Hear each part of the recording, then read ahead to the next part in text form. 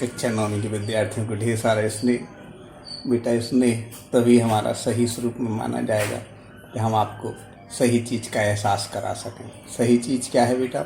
जो काम मिला है उसको पूरी पवित्रता और एकाग्रता से गहराई से समझना और उस काम में आनंद पाना। आओ हम प्रश्नों के उत्तर लिखने समझने में आनंद पाएँ। आनंद क्या होता है? कोई चीज़ बहुत गहराई से समझ लेते हैं, ठीक है ना। तो समझें प्रश्न क्रमांक 6 प्रश्नोत्तर में। इसमें ये पूछा जा रहा है कि चौथे सवैये के अनुसार गोपियाँ अपने आप को क्यों विवश पाती हैं। बेटा चौथा सवैया, ये चौथा सवैया आखिरी में पढ़ा था ना, कानन दे अंगूरी रही वो जब ही। इसमें क्यों विवश पाती हैं यह पूछा गया है। तो देखो, व्यवस्था वहाँ होती है जब बहुत गहरा अट्रैक्शन हो। तो मुरली की ध्वनि में अट्रैक्शन है, आकर्षण है, लेकिन वह कान में अंगुली दे देंगी और उसको नहीं सुनेंगी, उसको बेअसर कर देंगी। लेकिन आगे इस पद में कहती हैं कि माँ से कि माँ यदि कृष्ण जी मुस्कुराएंगे, देखेंगे तो उनकी मधुर मुस्कान के सामने अपने आप को हम क्या मानेंगे? बेबस मानेंगे, अपने आप को संभाल नहीं पाएंगे, संभाल नहीं पाएंगे, ठीक है ना। अब आता है प्रश्न क्रमांक 7। इसके 2 पार्ट हैं बेटा। भाव स्पष्ट करना है, मतलब अर्थ बताना है। पहले का में क्या पूछा जा रहा है कि कोटिक एकल धौत के धाम करील के कुंजन ऊपर 12। ऊपर 12 मतलब करोड़ों सोने के महल भी उन बगीचों में जहाँ कृष्ण जी ने रास लीलाएं की हैं उसके सामने निछावर करना चाहती है। जब बहुत आत्मीयता, बहुत स्नेह होता, बहुत अपनत्व होता है, तो उसकी कीमत महत्वपूर्ण नहीं होती, उसके अंदर का भाव महत्वपूर्ण होता है। कृष्ण जी ने रास लीलाएं की उन कुंजों में, उन बगीचों में, इसलिए करोड़ों स्वर्ण के भवन भी रसखान कवि जी क्या करना चाहते हैं? उसके सामने निछावर करना चाहते हैं, ठीक है ना। अगला इसी में खा खंड है कि मायरी बा मुख की मुस्कानी संभारी न जे हो, संभारी न जे हो। संभाल नहीं पाएंगे, संभाल नहीं पाएंगे। क्यों नहीं संभाल पाएंगे? क्योंकि मधुर मुस्कान इतनी पवित्र। वही बहुत अच्छा भजन है बेटा, में आपको भी अच्छा। तेरी प्रतिमा इतनी सुंदर, तुम कितना सुंदर होगा। सुंदर वही होता है जो चरित्रवान होता है। भगवान सबसे ज़्यादा पवित्र हैं, कैरेक्टरफुल, और उनकी मुस्कान इतनी मधुर है। कहते हैं कि यहाँ कृष्ण जी के संबंध में एक शब्द और बताना चाहते हैं, एक शब्द नहीं, भाव। कृष्ण जी ये रासलीला लौकिक टाइप की पगलियाई प्रेम नहीं है जो प्रेम था, उनका बहुत ऊंचे स्तर का प्रेम था, जो शरीर से ऊपर उठ के आत्मा का प्रेम था। और शायद इसीलिए कृष्ण जी के प्रति जो पवित्र भाव है गोपिका का, कि उनकी मधुर मुस्कान के सामने अपने आप को संभाल नहीं पाएंगे। लौकिक प्रेम कुछ होता नहीं है, तो पागलपन है, लोगों को बाद में समझ में आता है।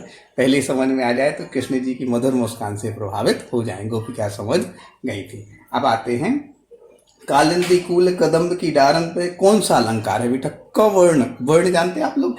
यहाँ पर हमने इसको समझाने की कोशिश की है। का जो होता है, यहाँ आपको देख लें बेटा, इसे लिखा है यहाँ क।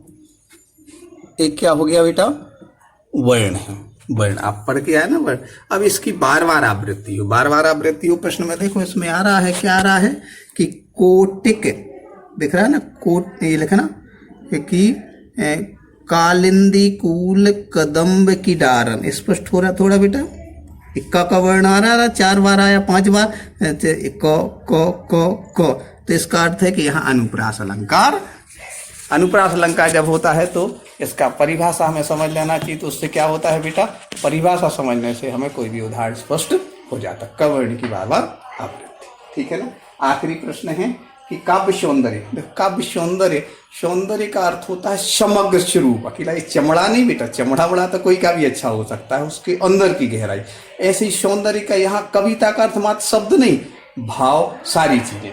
तो इसमें ऐसी बताई जा रही है कि ये कि या मुरली मुरलीधर की अधरान अधरोंगी, ये है ना। तो यहाँ पहले भाव स्पष्ट करना है। ये क्या बताया जा रहा है? कृष्ण जी की बांसुरी से वह ईर्ष्या करती हैं। कौन? गोपिकाएं। तो वो कहती हैं गोपिका कि हम कृष्ण जी की मुरली अपने होठों पर नहीं धारण करेंगे। उससे ईर्ष्या का भाव है, क्योंकि वह उनसे कृष्ण को दूर कराती है। ये अर्थ लिखना। अर्थ लिखने के बाद फिर इसमें भाषा कौन सी है? ब्रज भाषा है। इसमें बेटा अधरान, अधरा, यहाँ पर 2 अर्थ निकल रहे हैं, है ना। 2 अर्थ जहाँ निकलते हैं वहाँ यमक अलंकार होता। तो अधरान, अधरा में यमक अलंकार भी है और अनुप्रास अलंकार भी है। यमक अलंकार भी है और अनुप्रास अलंकार भी है। तो ब्रज भाषा अनुप्रास अलंकार गेय शैली है, इसको गाया जा सकता है। क्या है? गेय शैली है। छंद कौन सा है? सवैया छंद है। ये 4 बातें आप जरूर लिखना। पहली चीज क्या लिखना? अर्थ इसका, दूसरा इसकी भाषा ब्रज भाषा, तीसरा सवैया छंद और यमक अनुप्रास अलंकार, और चौथा गेय शैली। ये 4 चीजें काव्य सौंदर्य में आपको लिखना है। इसका और डिटेल व्याकरण का जब हम आपके लिए पाठ पढ़ाएंगे, यमक अलंकार किसे कहते हैं, इसकी डिटेल में जाएंगे। हर चीज़ की बहुत गहराई से जाएं तो जीवन में आनंद आता है। जीवन में आप आनंद पाएं, समय का सदुपयोग करें और वह ऊंचाई पाएं जो पवित्रता से हमारे लिए सुख देती है। सभी को ढेर सारा स्नेह।